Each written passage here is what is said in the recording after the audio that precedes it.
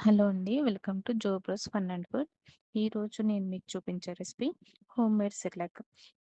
అది ఎలా ప్రిపేర్ చేసుకోవాలో ఇప్పుడు చూద్దామండి. ముందుగా 2 cups makhana, 1 cup oats, 1 cup అటుకులు, 1/4 కప్ పుట్నాలు, 10 కాజు, 10 బాదాము, 5 వాల్నట్స్ అన్నీ 1 స్పూన్ నెయ్యి వేసుకొని వేయించుకోవాలండి.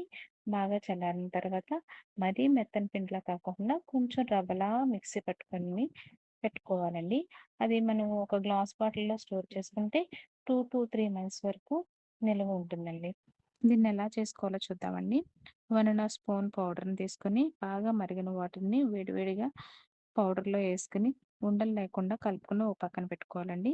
తర్వాత బనానా లేదంటే సపోటా లేదంటే యాపిలు ఇలా ప్యూరీస్ చేసుకొని ఆ ప్యూరీస్‌ని ఒక 2, 3 స్పూన్ల వరకు ఈ కలుపుకొని పెట్టుకున్న సెర్లాక్‌లో కలుపుకొని దాన్ని సర్వ్ చేసుకోవాలండి.